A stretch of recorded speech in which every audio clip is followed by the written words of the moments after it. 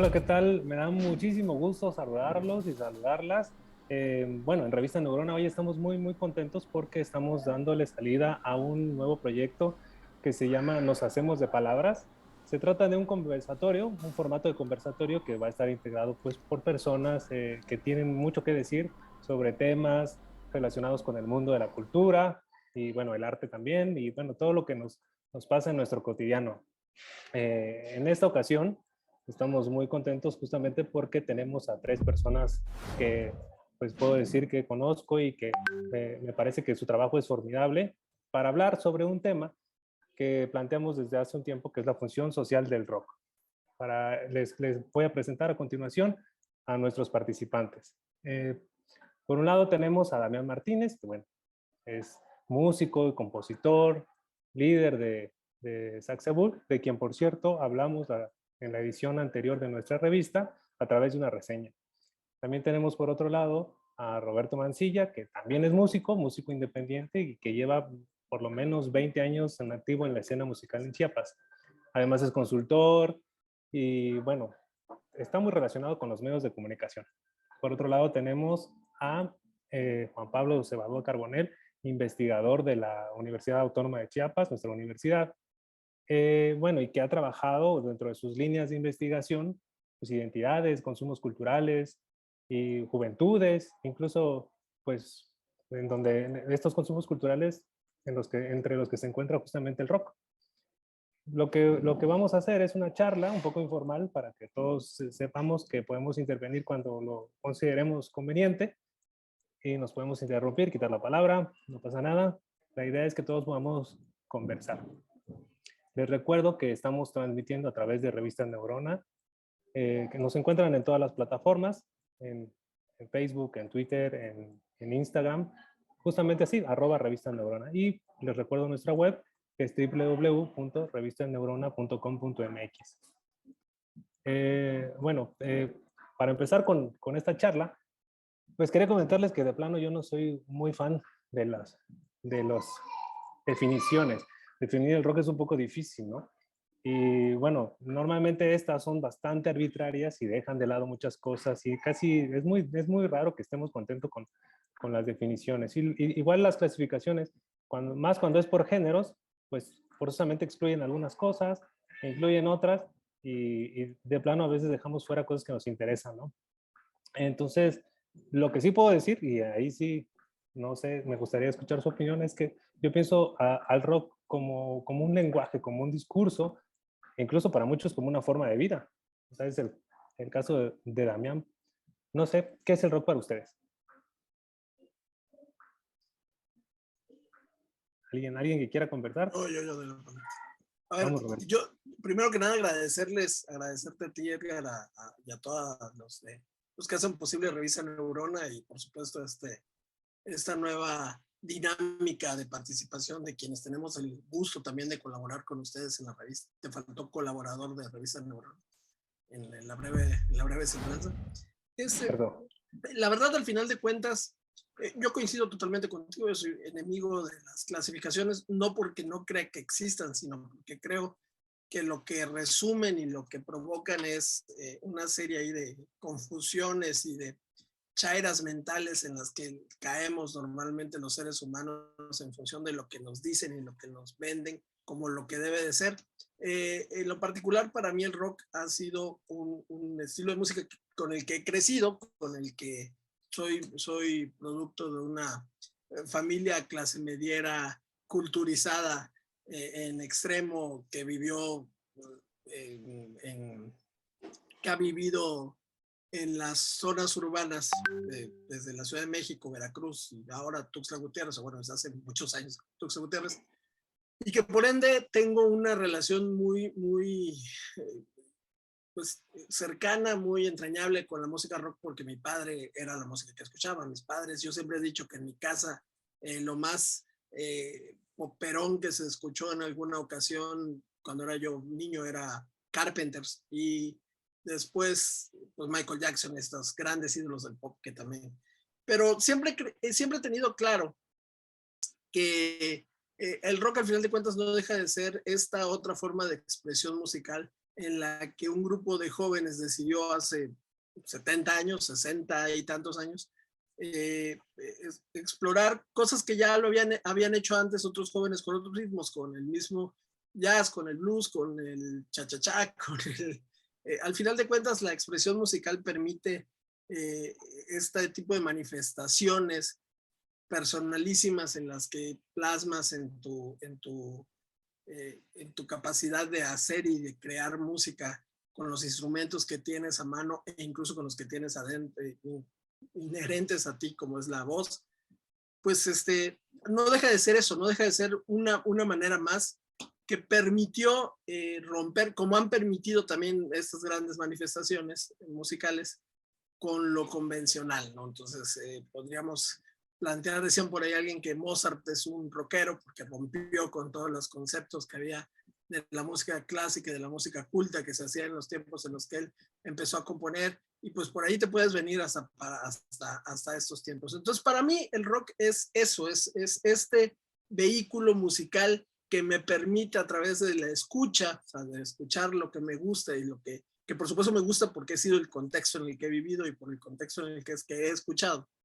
Lo que me gusta escuchar y lo que me gusta interpretar, ¿no? Al fin, ya, después de eso, ya pues todos son variaciones. Alguien me podrá decir que otros géneros le gustan escuchar y le gusta interpretar, y es perfectamente válido. Entonces, yo soy muy cercano a esa estar en contra de las definiciones de los géneros, y para mí creo que es esa a lo mejor definición genérica, valga la redundancia, de que es el género musical que me gusta escuchar y que me gusta interpretar, ¿no? Para mí es eso. Hiciste ahí un oxímoron. ¿Qué te parece? ¿Qué opinión te merece, Damián? ¿Qué opinas tú de eso? Pues sí, yo creo que, como dice aquí, ¿cómo se llama? Perdón. ¿Roberto? Roberto, me gusta esa frase que dice que es algo muy personal, porque yo creo que el rock lo vivimos distintamente de persona a persona, ¿no? No, como tú dijiste también al principio, no, como que no hay una definición así como que esto es la neta del planeta, ¿no? Sino que yo creo que cada quien va creando su contexto y cada quien le va agregando, quitando, pero en general yo creo que la constante, para mí, la constante en todos los conceptos que yo haya escuchado de varias personas y perspectivas a través de la historia, veo que hay una constante que es la rebeldía. Lo que expresaba Roberto también, de que Mozart pudo haber sido un rockero, Beethoven pudo haber sido un rockero en su tiempo, porque pues quizás tuvieron una especie de rebeldía, se rebelaron contra una sociedad. Al final, no sé, después de su muerte, pues la sociedad terminó pues dándoles un lugar pues que quizás en vida ni siquiera lo tuvieron, ¿no? Y pienso que es más que nada esa forma de ser personal y esa rebeldía. Yo diría esas frases, esas palabras claves, ¿no? Tu historia, tu visión personal y la rebeldía. Y pues de ahí pues al infinito a donde llegar.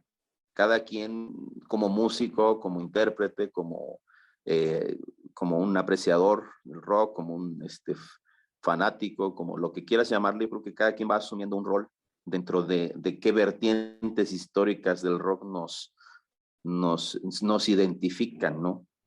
Entonces, en ese sentido, en mi forma personal, yo te podría decir también que, que pudieron haber sido otras expresiones las que me pudieron haber, no sé, impactado, pero el rock me llegó precisamente por este aspecto de la rebeldía, porque históricamente en las distintas etapas en la historia del rock siempre ha habido ese ingrediente, ¿no? Que es el que le da sabor, y ya, pues uno ya con su propia cosecha, pues ya le pone y le quita y le agrega, y pues ya es uno su propia mezcolanza, ¿no? Y yo creo que esa es la palabra que también decían ustedes, la palabra personal. Y yo le agregaría a ese concepto que quizás podamos construir hoy, pues la palabra rebeldía. Sí, Juan, sí, escucho. sí, no, sí, eso, pues, bueno, ese es yo creo que uno de los dos temas más importantes de cuando se habla del rock. Lo otro que tiene que ver con qué tipo de rock es el más puro o no, la comercialización y eso, que es todo un tema, ¿no? Pero digo, pero Exacto. ese sería, digamos, como otra charla, ¿no? Porque sí es muy amplio. Pero yo me quedo con lo que Damián y Roberto estaban diciendo. Yo creo que cada vivencia rockera se da en un contexto muy particular. O sea, digo, cada ciudad, cada región, cada país tiene, digamos, sus propias aspiraciones rockeras generacionales, ¿no? Y además, por ejemplo, en México no es lo mismo una generación, o sea, no es lo mismo la generación rockera mía con la generación rockera de los chavos de ahora, ¿no? Se vive de manera diferente. Ahora, aquí lo que me parece muy interesante, pues, ¿no? Es que, ¿cómo es que en realidad el rock ha conectado con diversas generaciones y con diversas eh, naciones donde también se toca y se canta y se consume rock? O sea, si yo creo que hay algo que de una manera une. Sí es cierto que, por ejemplo, el blues, el jazz también, la música clásica también tiene, digamos, esos alcances, pero por ejemplo, aquí en el rock es generación tras generación y, digamos, y que por cierto, cada una de las generaciones también se le declara muerte al rock, ¿no? Por una serie de cosas, ¿no? En ese caso, y sin embargo el rock todavía sigue vivo.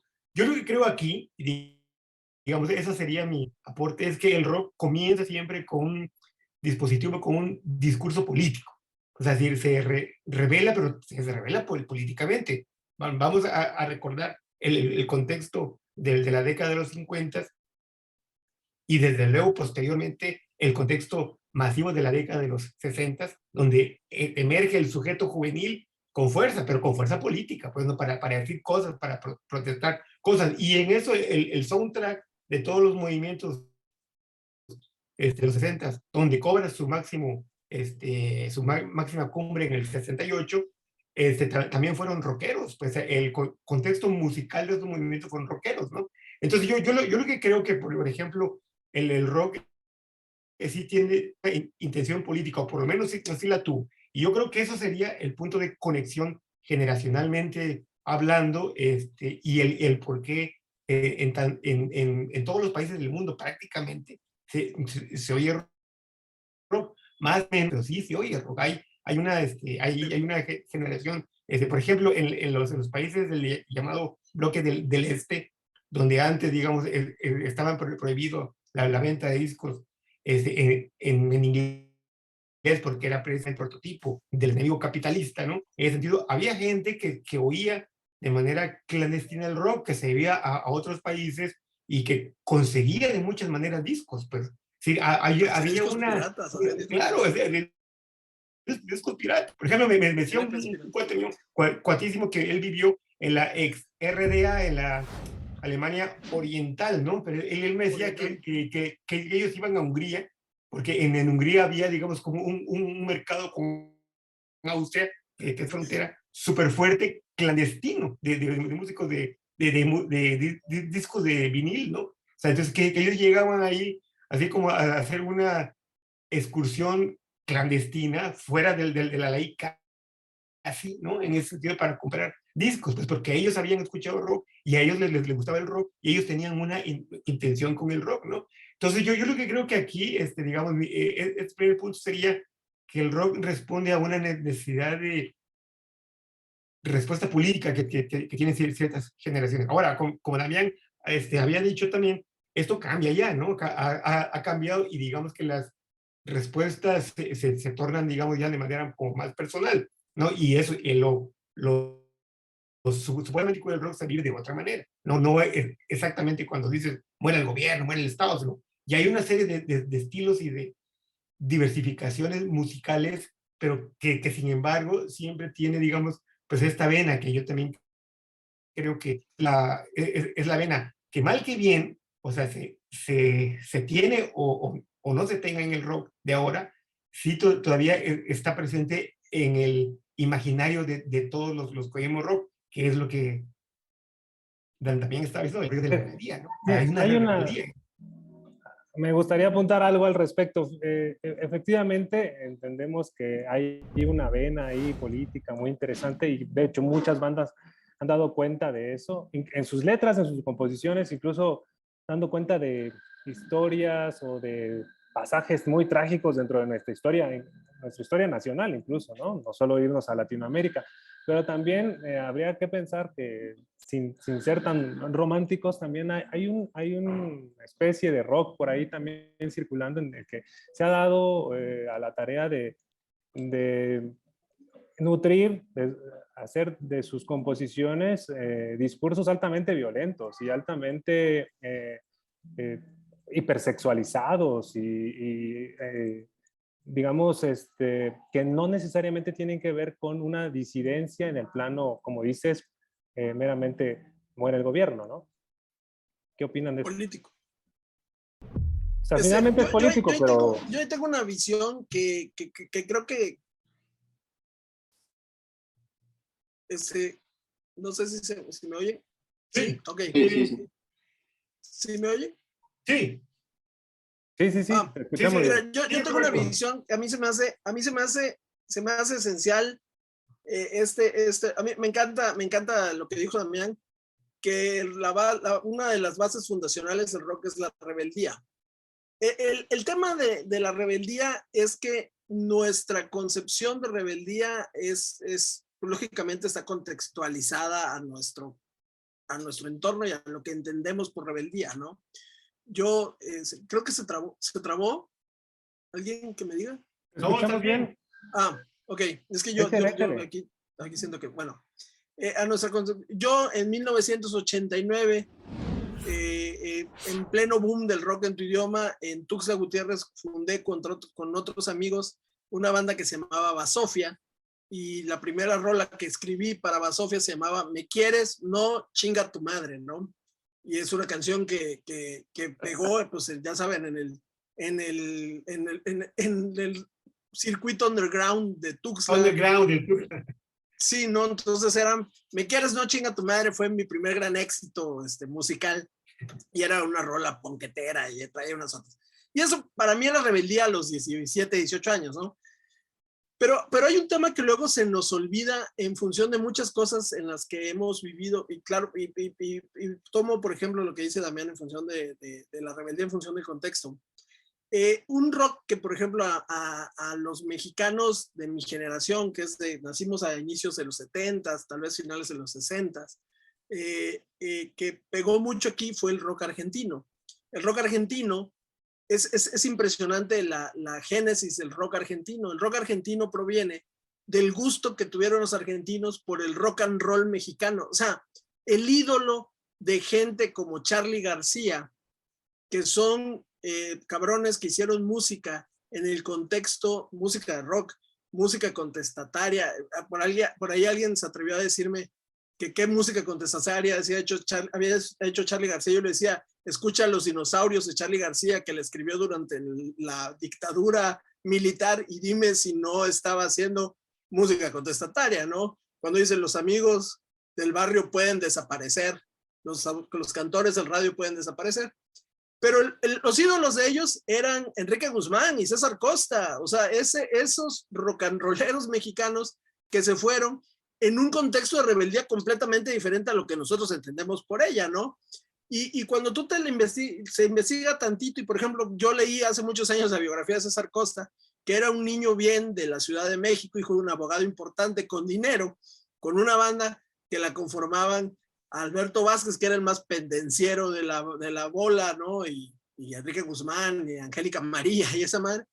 Ellos también se estaban revelando a su propia realidad. O sea, me gusta lo que dice Damián, porque en realidad la palabra es rebeldía, incluso más allá de la mera concepción política, que por supuesto está dada en muchos contextos. Y nada más para tocar el tema de cómo concebimos, por lo menos aquí en el país, esta cuestión del rock and roll como una cuestión underground que se vio muchas veces.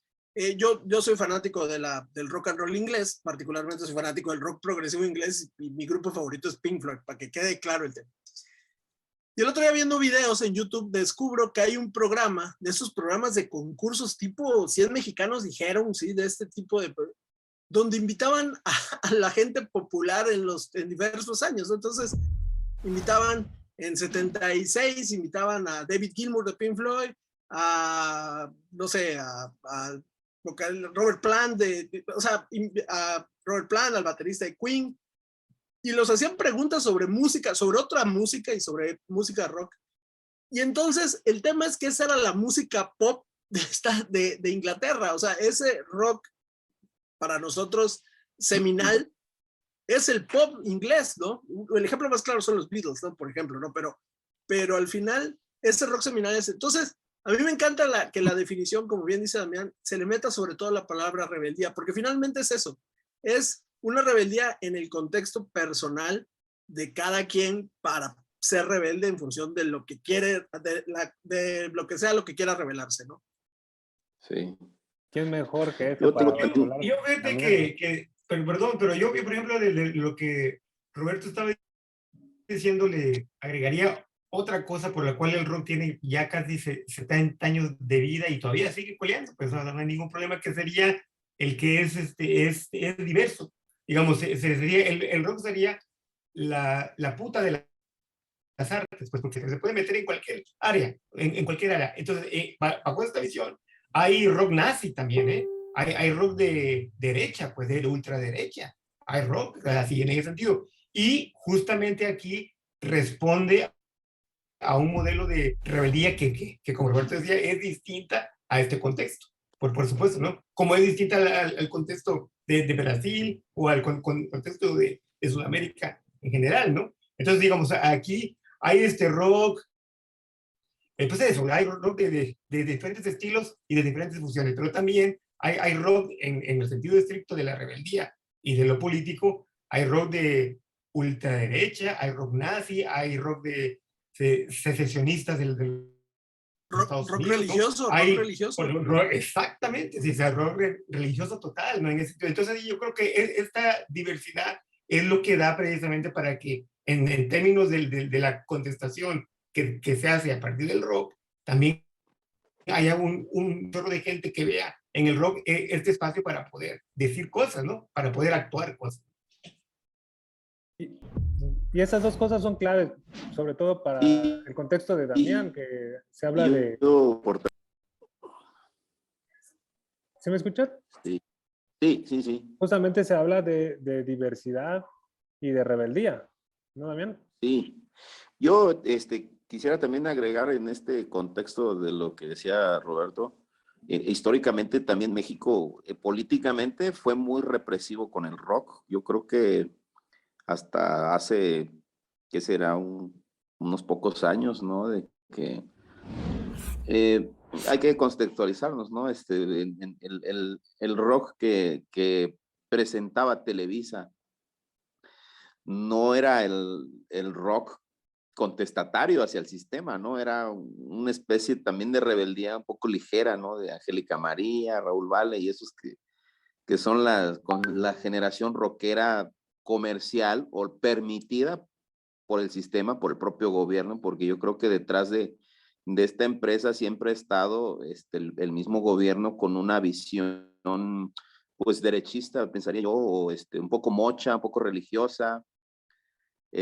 Yo pienso que también muchas cosas se quedaron aplastadas. El mismo Tri tuvo que pasar, yo creo que muchísimos años de existencia de esta banda para que pudiera salir en Televisa, ¿no?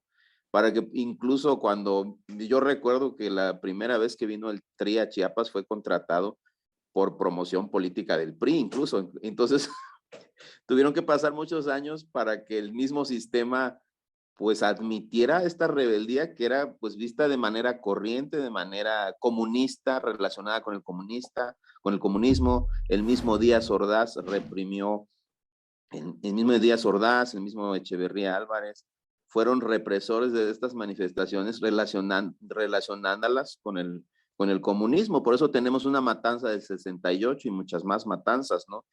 Yo creo que sí está, el rock en México tiene una historia dolorosa y sangrienta, tiene unas entrañas que siguen sangrando, Y yo también te podría decir de mi experiencia como rockero, como músico, es muy difícil hacer rock en México. Es más difícil rock por la etiqueta que te... Entonces, mi ha sido prácticamente, podría yo decir, de manera personal, ha sido tratar de ser yo mismo con mis propios ideales, ¿no? Porque el rock, como dice también Juan Pablo, sí, es una puta porque todo el mundo lo usa, incluso los políticos lo usan, incluso el neoliberalismo, el capitalismo ha usado el rock como una herramienta de control de masas, poniéndonos estos ejemplos de rockeros suicidas, Janis Joplin, Jimi Hendrix, el atascazón de drogas, sexo, drogas y rock and roll. Entonces yo pienso que hay una línea muy delgada entre decir a veces que el rock es una rebeldía propositiva, revolucionaria, agregaría yo esa palabra ya para ir diferenciando, lo revolucionario de lo que dijéramos del control de masas, ¿no? Que también, usando ese concepto que repito de la puta, que es el rock, sí, yo creo que también hay una parte que sí se prostituye. Y hay una parte también considero que tampoco se ha dejado prostituir. Hay el rock underground, está el punk, y hay cosas, movimientos subterráneos que la verdad pienso que han permanecido como tribus urbanas, incluso en las grandes urbes, ¿no? Entonces sí es una gran ramificación, pienso, de ideologías en el rock, pero principalmente yo pienso que es el efecto el que trasciende. Y ya para no hacer muy largo mi participación en este segmento, me gustaría que en algún momento discutamos el rock en la actualidad, cómo lo percibimos, porque sabemos mucho de historia, pero a mí me interesaría saber qué piensen ustedes sobre qué pasa con el rock en este tiempo actualmente. De una vez, compañeros, ahí está el micrófono abierto. Dijera que hay rock. No, rock hay, siempre va a haber. Ahora, volvemos al tema. Estamos los que, como un servidor, no me da pena decirlo, nos quedamos. Yo no consumo las nuevas propuestas. Digo, si no consumo las nuevas propuestas de rock, ya no hablemos de las nuevas propuestas musicales de general, ¿no? No las consumo.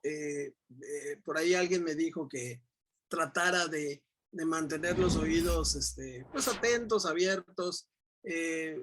Actualmente el rock mexicano pues pasa, bueno, no actualmente, pasa por una crisis, ha pasado por una crisis. Yo coincido totalmente también con Damián en cuanto a pensar, el rock mexicano tiene una historia sangrienta también como el de muchas partes de Latinoamérica y del mundo, porque finalmente al servir a tantos fines, pues también chocó con muchos fines ajenos y contrarios y permitió que el rock por sí solo, ya olvidándonos de los movimientos como los movimientos estudiantiles del 68 y el 71 en México, el 68 que fue un movimiento más internacional incluso, el puro rock se volvió un elemento incluso de represión en otros lugares, en México particularmente a raíz de Avándaro, por todos sabemos la historia.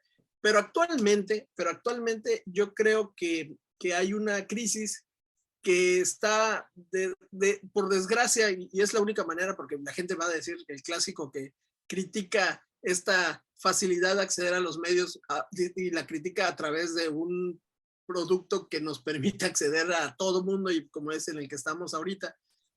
Pero creo que eso ha permitido que la crisis se agrave porque se ha masificado tanto todo, ¿sí?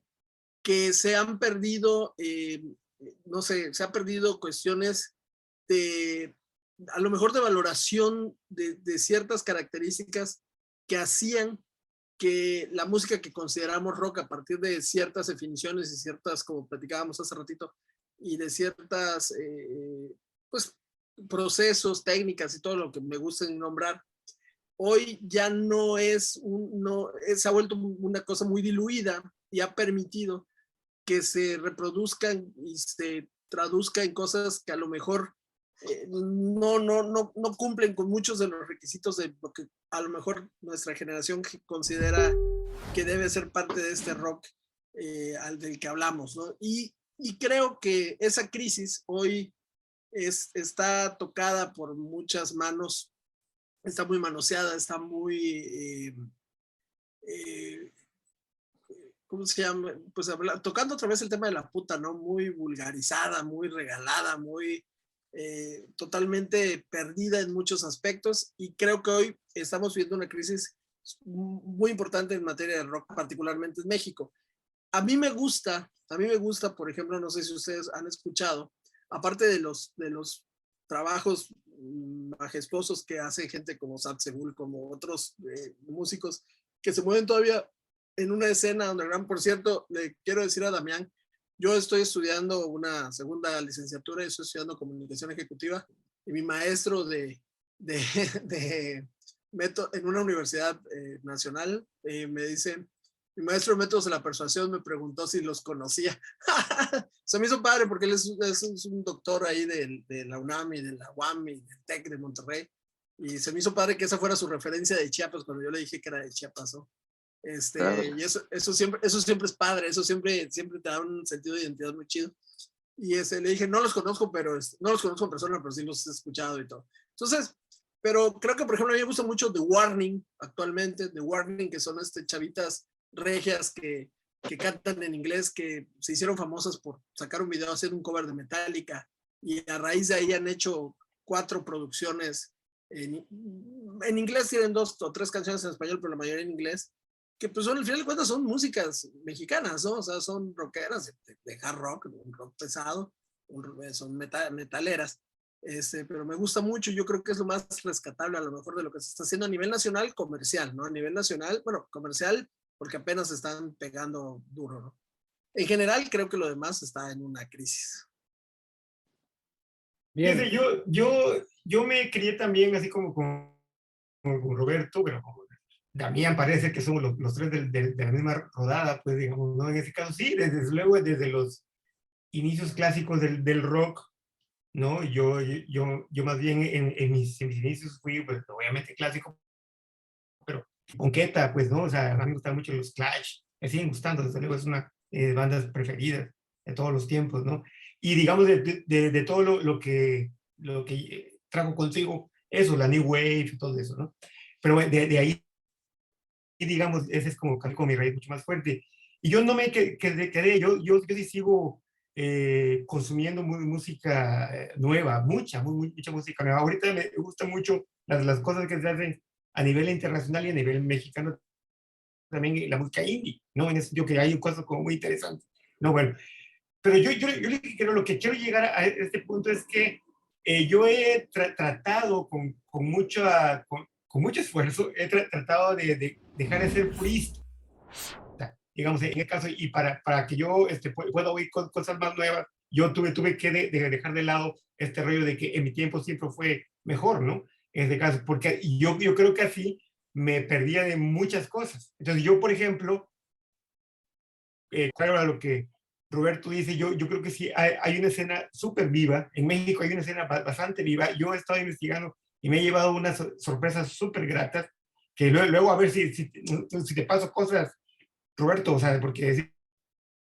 a mí me gustaría que la gente los oyera para que con una chela después lo pudiéramos comentar. Porque sí, en serio, hay cosas como súper interesantes, pero que son distintas propuestas a la que nosotros estábamos acostumbrados antes. Ese es el tema, pues, ¿no? O sea, es decir, hay una propuesta distinta desde el punto de vista estético, desde el punto de vista, por supuesto, político, desde el punto de vista, por supuesto, de la rebeldía que hemos hablado ahora, pero sí hay una propuesta viva, digamos, en ese sentido, digamos, y tanto también, o más bien, muy fuerte dentro del plano subterráneo, ¿no? Que siempre es lo que ha pulsado más en ese sentido, porque como Damián dice, desde luego, hacer rock en un país como México es realmente de héroes, ¿eh? Yo toqué en una banda y yo tocaba la parte más ruda porque era el baterista, entonces yo tenía que cargar mi batería, pues, ¿no?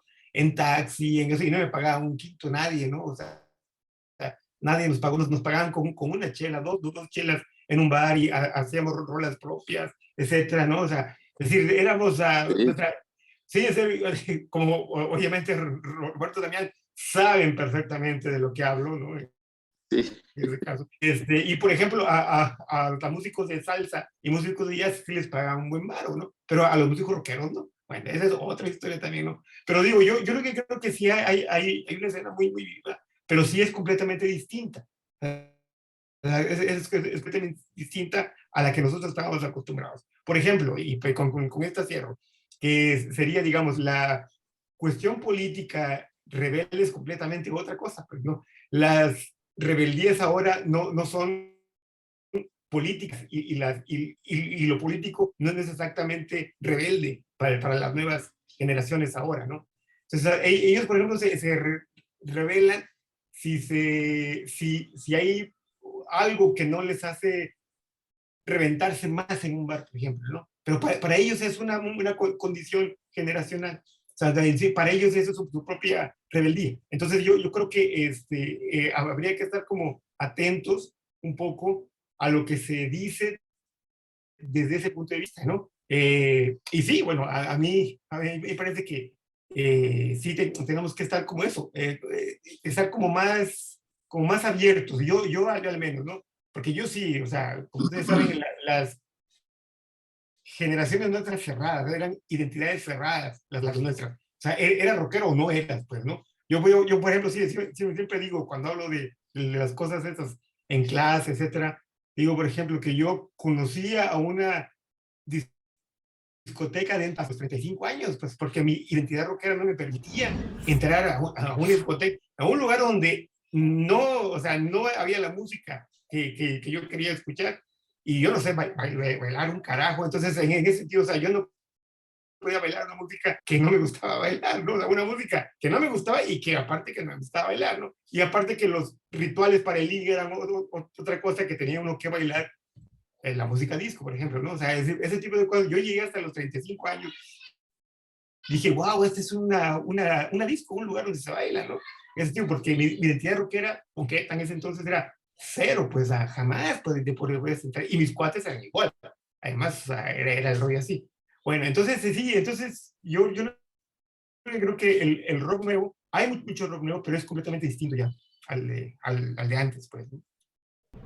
Hay una cuestión que me gustaría mucho resaltar, que en este contexto, por ejemplo, en el que podemos hablar, algunos hablaríamos de crisis, algunos otros hablaríamos de que hay una explosión, incluso donde hay nuevas bandas, nuevas propuestas, pero que son distintas de lo que nosotros solíamos escuchar. Pues, ¿qué significa, por ejemplo, en este caso, que haya música de rock, pero en una lengua materna, como es en el caso de Saxebul? A mí me llama muchísimo la atención, justamente porque abre la puerta a que lo pensemos ya no solo como la industria, ¿no? Sino también como una manifestación cultural, una manifestación de identidad, ¿no? Una cuestión identitaria. El Bueno, epítome de la rebeldía. El epítome de la rebeldía. Rock en lengua originaria. Pues digo, como lo veamos, hay una lengua oficial, ¿no? Y finalmente no hacerlo, incluso en los cánones del propio género, si le queremos llamar género, que son inglés o en su caso español, pues estamos haciendo otra cosa, ¿no? Bueno, yo podría mencionar algún aspecto con respecto a eso. Bueno, en mi historia personal, digo, cuando empecé haciendo eso, que realmente pues nadie lo hacía, fue como no pensar en el futuro, ¿eh? No pensar si iba a afectar a mi vida en el futuro, si iba yo a poder vivir o comer. Fue todo, era enfrentarse hacia afuera, enfrentarse hacia adentro, enfrentarse hacia afuera, hacia un México que todavía tenía prejuicios con el rock, era enfrentarse también a un pueblo que todavía no no podía digerir nuevas expresiones. Entonces, yo pienso que sí fue una aventura suicida, la verdad. Yo creo que también a nivel global nos tocó una ola revolucionaria, al menos a Saxo le tocó la ola revolucionaria del zapatismo, que fue como agarrar tu tabla de surf y ponerte en la ola, y pues la ola te llevó, te arrastró, más que a veces, yo digo, más que aprovechar la ola para viajar, más bien la ola nos arrastró, nos envolvió. Quedamos en algún lugar, en alguna playa, y quedamos naufragando. Pero sí, yo pienso que este aspecto de la rebeldía va a ser indeleble en el rock, como decía, en diferentes aspectos, en diferentes contextos. Yo solamente quisiera mencionar que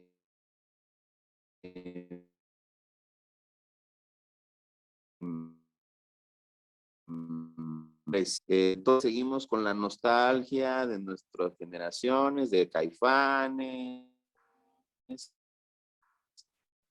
las bandas,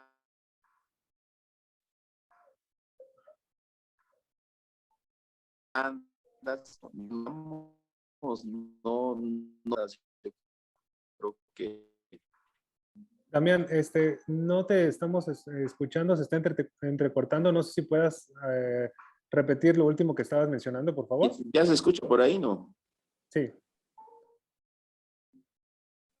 Sí, vivimos una depresión del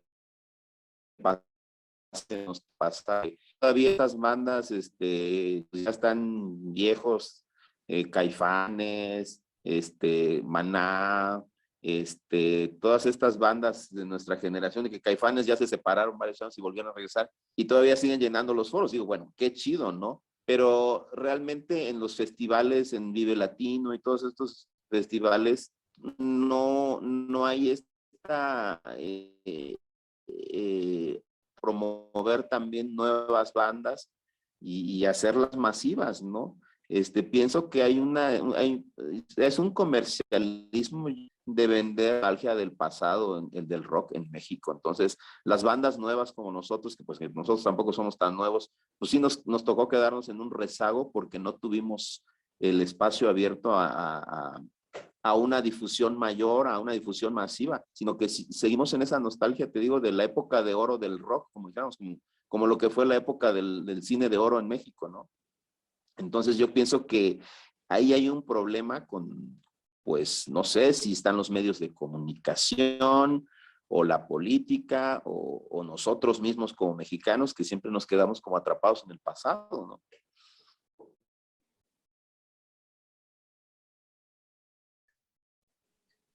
¿Qué opinan de eso, Roberto, Juan Pablo? Estamos definitivamente anclados a un gusto musical que ya tiene por lo menos unos 30 yo creo que años. somos un país.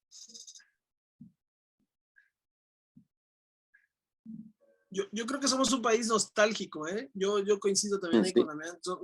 El mexicano es un país, el mexicano es una persona acostumbrada a vivir del recuerdo de las épocas doradas. Por eso celebro mucho lo que decía Juan Pablo ahorita, de que él, más allá de quedarse en estas épocas que para nosotros a lo mejor son las doradas, pues él se ha interesado en investigar y en escuchar y en ver tantito cómo está la nueva escena musical, particularmente del rock local e internacional. Yo coincido plenamente ahí con Damián. Es paradójicamente los que empezamos a tocar allá a mediados de los 80s, finales de los 80s, tal vez, en un estado como este, en el que conseguir una guitarra era una guitarra eléctrica, ya no digamos un efecto, o sea, una buena batería. Era prácticamente, mi primer grupo, Basofia, la batería nos la prestaban los marimbistas de Terán, y mi primera guitarra era una hechisísima ahí que mi papá me consiguió. Y paradójicamente nos enfrentamos, y bueno, y en ese entonces, pues, con un grupo de otros creadores musicales locales, logramos hacer un movimiento pues, que incluso hoy se mantiene con grandes exponentes de la música rock chiapaneca, tuxtleca. Lo lógico, lo cabrón es que paradójicamente, perdón, pasaron los años y hoy estamos en un mundo completamente diferente. Hoy podemos ir a comprar la mejor guitarra que se nos pudiera haber ocurrido. Hoy podemos ir por una Gibson o una Fender Stratocaster americana a una tienda que está en el centro de la ciudad, comprar la pedalera más chingona, comprar los monitores más grandes, los mejores micrófonos, y no hay este escenario, no hay este mercado, por lo menos yo no lo estoy viendo. Insisto, a lo mejor porque yo me autoexilié de la modernidad, pero yo aquí en el estado no veo ya estos escenarios, de estos foros de participación de rock original. No los veo, veo mucho grupo muy bien armado, con grandes instrumentos y grandes ejecutores y grandes intérpretes de música tocando covers en los antros. Los veo y participo, e incluso no me invitan a tocar. De hecho, estamos ahorita ensayando un tributo a Soda Stereo, por ejemplo, ¿no? Pero al final de cuentas no veo ya este foro que hace 30 años o 30 y tantos años tuvimos este grupo de amigos con guitarras de palo prácticamente, ¿no? Entonces a lo mejor también ahí hay un tema en el que creo que también tiene mucho que ver esta masificación de todo, ¿no? Todos saben de todo, todos escuchan de todo y al final a lo mejor no concretan nada. Hay 2 o 3 grupos que han sabido moverse. Hay un grupo en la Ciudad de México que es de chiapanecos que se llama Guapa, que son unos chavos, conozco al baterista Paquito Osorio, que son chavos que aquí tenían bandas y se fueron para allá a probar suerte y ahora tocan en esos foritos que hay en la Ciudad de México. Y hay, por ejemplo, estos grandes exponentes, no sé, me imagino que ustedes lo saben, ¿no? Chus Estrada y Pablo Enríquez, que son grandes músicos locales, son como Hito Coutinho, ¿no? Que son, digo, Pablo y Chus, que tenían este proyecto que para mí es lo mejor que ha surgido de esta ciudad, que se llamaba Kinetic, ¿no? Que es un grupo de rock progresivo, pesado, una cosa maravillosa, a mí me encanta, y que hoy son el bajista y tecladista de Jesse Joy, porque pues ahí está la chuleta también, ¿no? Y como lo dicen ellos, al final ahí está la chuleta, ahí está la gira, ahí están los equipos nuevos, ahí está la posibilidad de conocer el mundo y de tocar y de seguir tocando, ¿no? Profesionalmente. Entonces, coincidiendo completamente con Damián, creo que al final es un tema de visiones, es un tema de percepción de cada quien, y por supuesto hay que estar más atento. Le tomo la palabra a Juan Pablo para lo de tomándonos unas chelas, que él nos presente un poquito de la nueva música que está circulando, ¿no? Vamos a hacer un backstage ahí de Neurona para que podamos rodar esos discos. Claro, ¿No? claro, sí, ese es el rollo. Bueno, fíjate que a un nivel de festivales, de verdad invito realmente, yo soy de ahí, pero de todos modos, fuera de que soy de ahí y que me gana el amor a mi tierra, el Rockkomiteco aquí en Chiapas, el festival anual del Rockkomiteco, que me parece que es la escena, ahí va, miren, que me parece que es la escena más importante del sur del hard rock que hay, el sur de México, o sea, hasta así se lo digo, tanto a nivel local, porque hay bandas en Comitán que tocan hard rock y muy bien, hard rock duro, como debe ser, como cualquier propuesta de frontera, ¿entienden? Porque en la frontera pasan muchas cosas y a veces creo que en términos generales se nos olvida que Chiapas es frontera, o sea, que hay una frontera sur, porque la más famosa del mundo quizá es la frontera norte con Estados Unidos, ¿no? Pero en el sur también pasan cosas, y ahora más, ¿no? Con el tema de la migración, o sea, hay cosas que suceden que son cosas muy fuertes y que por supuesto el rock que se tiene que tocar es un rock no complaciente, es un rock duro, rock rudo, ¿no? En ese sentido. Que se hermana con el rock, por ejemplo, de Ciudad Juárez o con el de Chihuahua, que también es un rock duro, no es un rock así bastante áspero como la realidad que se vive allá, ¿no? Entonces yo me invito de verdad, o sea, así como súper súper recomendadísimo que echemos un ojo al Rocomitego, que es un festival que se lleva cada año y que invitan a bandas precisamente de hard rock, tanto del norte como del centro del país, y que todas son, digamos, que se mueven en la escena underground, claro, ¿no? Y en Comitán mismo, yo he contabilizado alrededor de entre 8 y 12 bandas que tocan precisamente desde la línea de hard rock. Y, o sea, y en ahí parece que es bastante, bastante, ¿qué diré? Emotiva, pues esa escena, porque sí te dan ganas de creer que en Chiapas todavía se sigue siendo muy buena música con las nuevas generaciones, ¿no? Entonces, por un lado, eso es ahí como comercial, digamos, que es muy interesante, la verdad.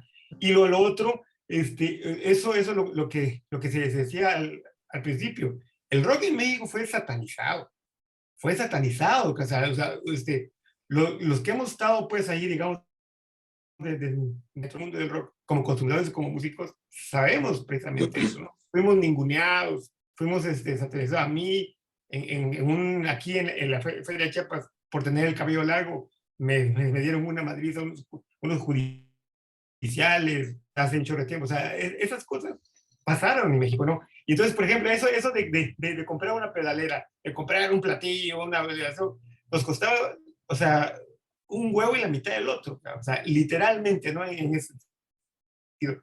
Porque precisamente los espacios para tocar rock estaban cerrados, porque se creía exactamente que el rock era todo lo malo, comunista, diabólico, satánico, gay, o sea, todo lo malo estaba dentro del rock, todo lo malo, indio, ¿no? O sea, indio, ahora rock indio, todo lo malo se engloba en el rock, ¿no? Y entonces, bajo esta visión, siempre crecimos ante la adversidad ahora. Entonces, por ejemplo, sí, lo que estaba diciendo Mancilla ahora, sí, de que pues ahora sí se pueden hacer muchas más cosas, ¿no? Ahora hay mucho más consumo. O sea, uno va, digamos, a una tienda de discos y encuentra cuando se vendían discos, por cierto. O sea, se encontraba, digamos, cualquier tipo de música, de cualquier tipo de idioma prácticamente, ¿no? O sea, en inglés, música en inglés de rock progresivo, uno se iba a las tiendas, a los supermercados grandes, ¿no? Cuyo nombre no voy a decir para no ser comerciales. El rollo, o sea, había una cantidad de discos ahí, y cuando yo tenía alrededor de 15 años, no había ni una sola tienda donde vendían discos de rock. Entonces, tenías que hacer el chanchullo de pagarle a alguien, así hacíamos nosotros, ¿no? En el barrio, pagarle a alguien que se iba a Tepito, ahí con el barrio para comprarse los discos de vinil de Iron Maiden, de Saxon, ¿no? De Def Leppard, el buen Def Leppard rudo que había en sus 3 primeros discos, ¿no? O sea, todo eso, había todo un vínculo clandestino súper fuerte. Y yo creo que eso como que nos hizo como muy brothers entre todos los rockers, porque digamos de alguna manera en Chiapas y en Chihuahua hemos pasado lo mismo en una generación. Ahora, vuelvo a insistir, ahora yo creo que esta generación es un poco distinta. No quiere decir mala, ¿no? Pero es distinta. Ellos ya tienen, digamos, muchas de las facilidades para poder tocar. Pero sin embargo, como Damián dice, tampoco es miel sobre hojuelas, ¿no? Todavía hay gente, empresas, visiones mercantiles que todavía le tienen miedo al rock, como si el rock no fuera algo vendible, digamos, dentro de las juventudes. Y yo creo que dentro de las juventudes mundiales el rock siempre ha tenido un lugar fundamental en términos de consumo, fundamental. Nada más que, por ejemplo, en México y en Chiapas no se ve eso, pues, ¿no? O sea, no, o sea, se ve. O sea, uno, por ejemplo, piensa, el cantante fundador de Cure, Robert Smith, es de un pueblo más chico que Teopisca. Y ahí hizo su banda, su bandita ahí, que se llamó The Cure. O sea, su banda, empezó a conocer sus discos, y miren ahora, es una de las máximas influencias de toda la música del rock en general, ¿no? Pero era de un pueblo pequeñito, más pequeño que Teopisca. O sea, o sea, ahí se ve, digamos, la gran diferencia entre la diversidad y de la oferta musical que hay en un país como Inglaterra, pues, o sea, una de las mecas, la gran meca del rock a nivel internacional, según yo, ¿no? Entonces, vamos digamos, a tener que hacer un programa especializado en los nuevos consumos o las nuevas propuestas de rock por si se apuntan de una vez para que vayamos pensándolo. No, yo sí, totalmente, pero sobre Sí. todo por una de las cosas que hizo Juan Pablo ahorita. Hoy, por ejemplo, este tema de las tiendas de disco, creo que no lo hemos valorado en la justa dimensión. Es que hoy, ahora sí que la chaviza, dice un amigo que decirle chaviza significa que soy parte de la momisa. Y ambas cosas son muy de nuestra generación. Oye, pero hoy nadie escucha. Yo no me imagino, como fanático de Pink Floyd, por ejemplo, ¿no? Yo no me imagino no escuchar Dark Side of the Moon completo. O sea, claro, se puede escuchar Money por ahí, Time, alguna canción suelta, pero es una obra, es un producto que viene así, está diseñado así, el Sgt. Peppers, el que me gusta, el que me quieran decir, ¿no? Sobre todo los discos progresivos, pero incluso otras obras que no están pensadas como conceptuales, pero que son obras completas, ¿no? Que incluso el título tiene que ver con la concepción del álbum. Hoy eso no existe. O sea, al no haber tiendas de discos o al ser mínima el mercado de discos, hoy es una música de sencillos. Esta rola es la que me gusta de este grupo, la busco, está en Spotify, en el servicio que yo tenga, en YouTube, y ahí la oigo y esa es la rola que escuché. Alguien me decía que eso era la música de fin de semana. Pero total, pero ¿sabes qué es lo peor? Que yo estoy seguro, por la misma experiencia que tenemos, por los años de escuchar, que nos estamos perdiendo seguramente de obras maestras de muchos grupos. A mí, mira, de lo más reciente que me gusta, que ya no es reciente, pero que se acaban de volver a juntar, es Porcupine Tree, que es un grupo de rock progresivo inglés relativamente moderno, más nuevo que los clásicos. Y el problema es que Porcupine Tree saca sus sencillos también, y al ser sencillos, yo hubiera esperado con mucho más ansia, que lo estoy esperando porque va a salir, el nuevo álbum para tenerlo, escucharlo de principio a fin. Pero al ya estar en el mercado actual, ya estar inmiscuidos en el mercado actual, pues son sencillos que van, y a lo mejor nos estamos perdiendo de obras maestras, ¿eh? Yo un ejemplo que tengo claro con Pink Floyd, por ejemplo, ¿no? El sencillo de The Wall es Another Brick in the Wall parte 2, que seguramente es la peor canción del disco. O sea, es así de sencillo, así resumo el tema, ¿no? De lo que se vive ahora en materia del mercado musical. Bueno, desafortunadamente todo lo que empieza tiene que acabar, y pues esta que es la primera edición de los conversatorios Nos Hacemos de Palabras de Revista Neurona, pues prácticamente ha llegado a su fin. Me gustaría que pudieran concluir con una participación breve, porque ahora sí tenemos escasos 10 minutos. Entonces, si quieren participar, una ronda más, por favor. Bueno, a mí me gustaría agregar algo, como para cerrar igual este segmento. Y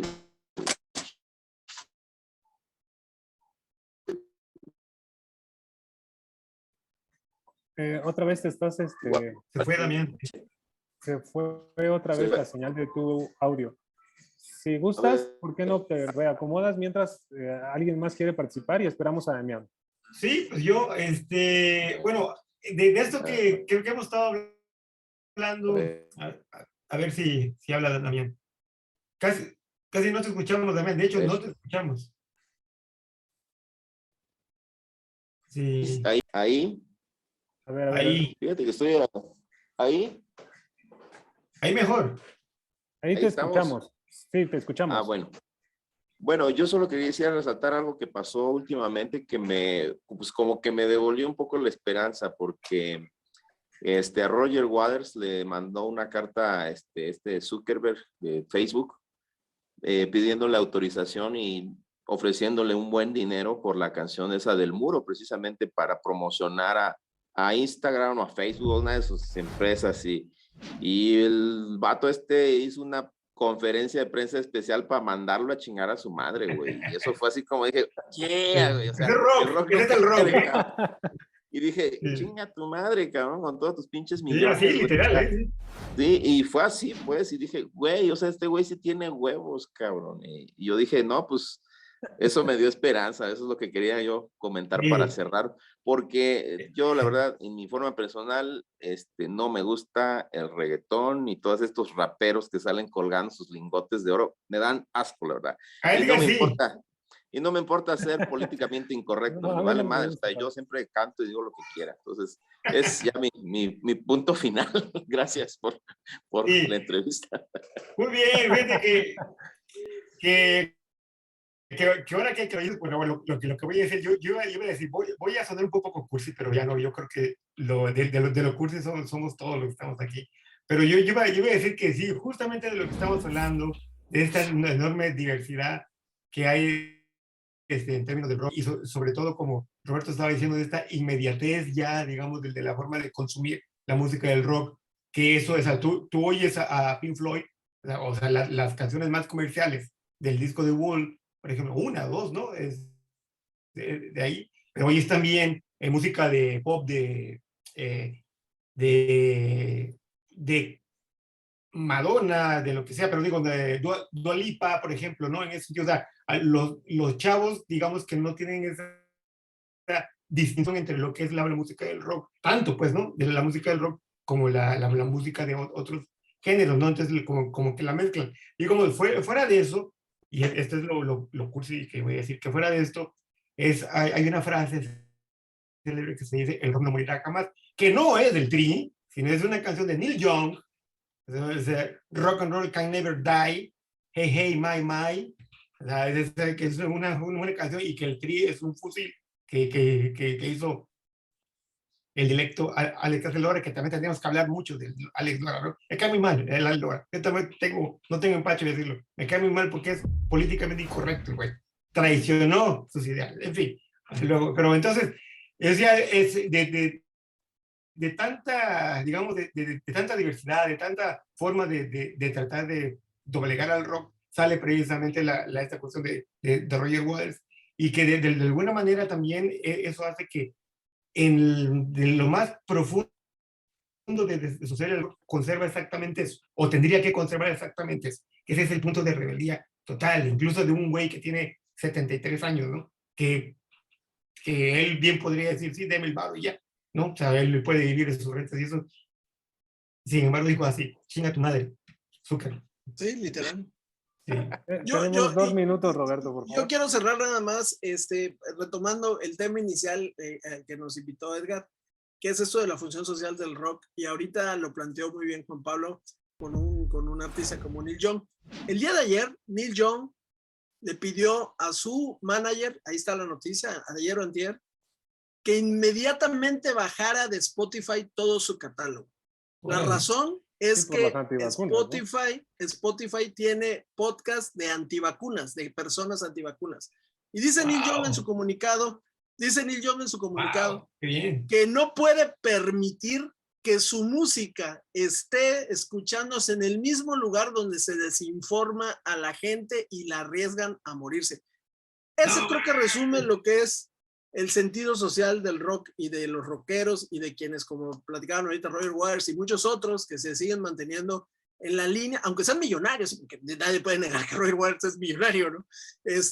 Pero que siguen manteniendo la línea. Ese yo creo que es el sentido social del rock, y es un gusto ser parte de ese movimiento desde nuestras diferentes aportaciones y nuestras diferentes historias rockeras, ¿no? Muchas gracias, Edgar, muchas gracias a todos.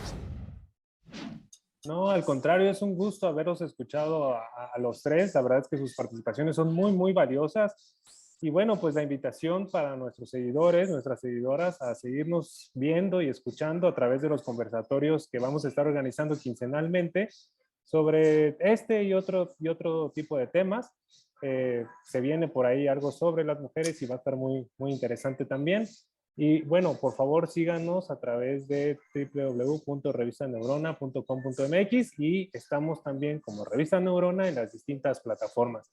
Les anuncio también que ya con esto que dicen de la chaviza, nosotros nos estrenamos en TikTok y estamos muy contentos porque estamos promoviendo, haciendo contenidos justamente para un público más joven, pero un contenido bien padre. Hablamos de una palabra esta semana y una película de Hitchcock, entonces igual y se da una vuelta y se animan a entrarle a TikTok, ¿no?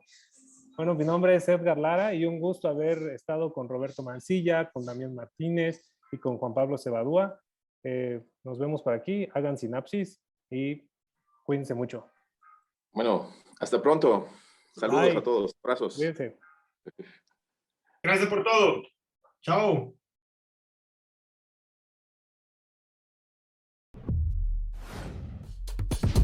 Bien, pues estamos terminando la... Oye, muchas gracias. Gracias a todos, un placer. No, gracias a ustedes.